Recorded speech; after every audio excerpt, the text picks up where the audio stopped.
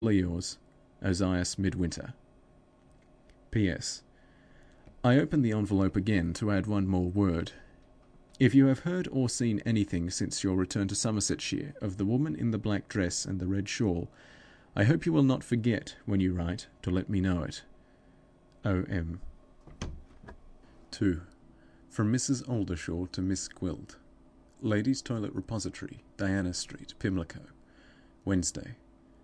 My dear Lydia, to save the post, I write to you, after a long day's worry at my place of business, on the business letter paper, having news since we last met, which it seems advisable to send you at the earliest opportunity. To begin at the beginning, after carefully considering the thing, I am quite sure you will do wisely with young Armadale, if you hold your tongue about Madeira and all that happened there. Your position was, no doubt, a very strong one with his mother. You had privately helped her in playing a trick on her own father. You had been ungratefully dismissed at a pitiably tender age, as soon as you had served her purpose, and when you came upon her suddenly after a separation of more than 20 years, you found her in failing health, with a grown-up son, whom she had kept in total ignorance of the true story of her marriage. Have you any such advantages as these with the young gentleman who has survived her? If he is not a born idiot, he will decline to believe your shocking aspersions on the memory of his mother, and seeing that you have no proofs at this distance of time to meet him with, there is an end of your money-grubbing in the golden Armadale diggings.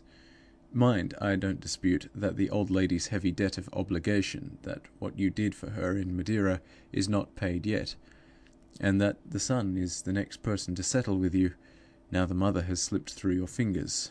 Only squeeze him the right way, my dear. That's what I venture to suggest. Squeeze him the right way. And which is the right way? That question brings me to my news. Have you thought again of that other notion of yours, of trying your hand on this lucky young gentleman, with nothing but your own good looks and your quick wits to help you?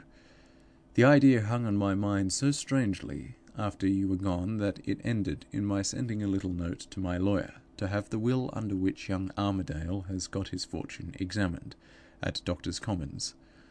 The result turns out to be something infinitely more encouraging than either you or I could possibly have hoped for. After the lawyer's report to me, there cannot be a moment's doubt of what you ought to do.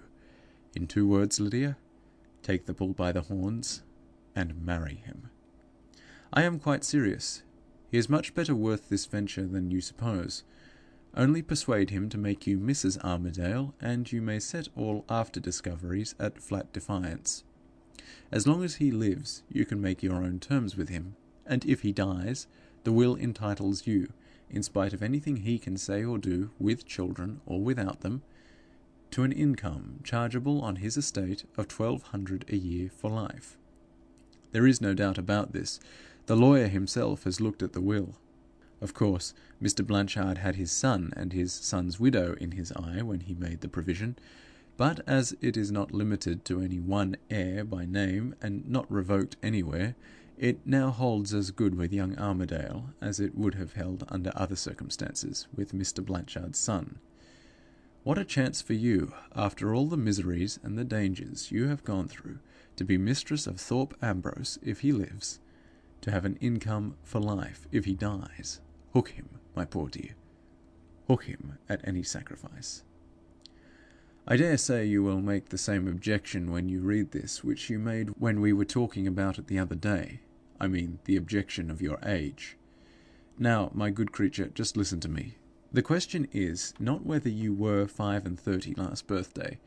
We will own the dreadful truth, and say you were, but whether you do look, or don't look, your real age. My opinion on this matter ought to be, and is, one of the best opinions in London.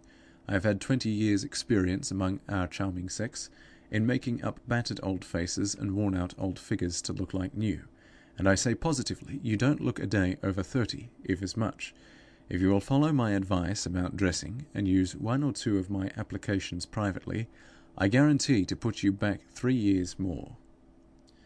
I will forfeit all the money I shall have to advance for you in this matter, if, when I have ground you young again in my wonderful mill, you look more than 27, in any man's eyes living, Except, of course, when you wake anxious in the small hours of the morning, and then, my dear, you will be old and ugly in the retirement of your own room, and it won't matter. But you may say, supposing all this, here I am, even with your art to help me, looking a good 6 years older than he is, and that is against me at starting. Is it? Just think again. Surely your own experience must have shown you that the commonest of all common weaknesses in young fellows of this Armadale's age is to fall in love with women older than themselves. Who are the men who really appreciate us in the bloom of our youth? I'm sure I have cause to speak well of the bloom of youth. I made 50 guineas today by putting it on the spotted shoulders of a woman old enough to be your mother. Who are the men, I say, who are ready to worship us when we are mere babies of 17? The gay young gentlemen in the bloom of their own youth? No. The cunning old wretches who are on the wrong side of 40. And what is the moral of this, as the storybooks say? The moral is that the chances, with such a head as you have got on your shoulders, are all in your favour. If you feel your present forlorn position, as I believe you do, if you know what a charming woman in the men's eyes you can still be when you please, and if all your resolution has really come back after that shocking outbreak of desperation on board the steamer, natural enough, I own, under the dreadful provocation laid on you, you will want no further persuasion from me to try this experiment. Only to think of how things turn out. If the other young booby had not jumped into the river after you, this young booby would never have had the estate. It really looks as if fate had determined that you were to be Mrs. Armadale of Thorpe Ambrose, and who can control his fate, as the poet says. Send me one line to say yes or no, and believe me, your attached old friend, Maria Oldershaw. 3. From Miss Gwilt to Mrs. Oldershaw. Richmond, Thursday. You old wretch, I won't say yes or no till I have had a long look at my glass first. If you had any real regard for anybody but your wicked old self, you would know that the bare idea of marrying again, after what I have gone through, is an idea that makes my flesh creep. But there can be no harm in your sending me a little more information while I am making up my mind. You have got £20 of mine still left out of those things you sold for me. Send £10 here for my expenses in a post-office order, and use the other 10 for making private inquiries at Thorpe Ambrose. I want to know when the 2 Blanchard women go away, and when young Armadale stirs up the dead ashes in the family fireplace. Are you quite sure he will turn out as easy to manage as you think? If he takes after his hypocrite of a mother, I can tell you this: Judas Iscariot has come to life again. I am very comfortable in this lodging. There are lovely flowers in the garden, and the birds wake me in the morning delightfully. I have hired a reasonably good piano. The only man I care 2 straws about, don't be alarmed, he was laid in his grave many a long year ago under the name of Beethoven, keeps me company in my lonely hours. The landlady would keep me company too, if I would only let her. I hate women. The new curate paid a visit to the other lodger yesterday, and passed me on the lawn as he came out. My eyes have lost nothing yet, at any rate, though I am 35. The poor man actually blushed when I looked at him. What sort of colour do you think he would have turned if one of the little birds in the garden had whispered in his ear and told him the true story of the charming Miss Gwilt? Good-bye, Mother Oldershaw. I rather doubt whether I am yours or anybody's affectionately, but we all tell lies at the bottoms of our letters, don't we?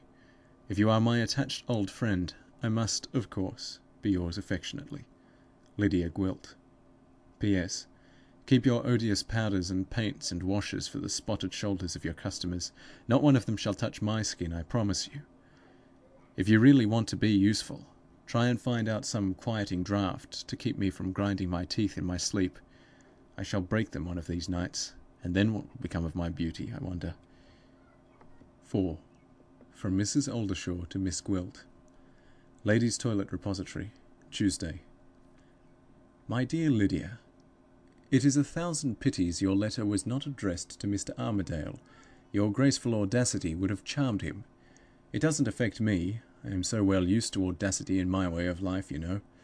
Why waste your sparkling wit, my love, on your own impenetrable Oldershaw? It only splutters and goes out. Will you try and be serious this next time?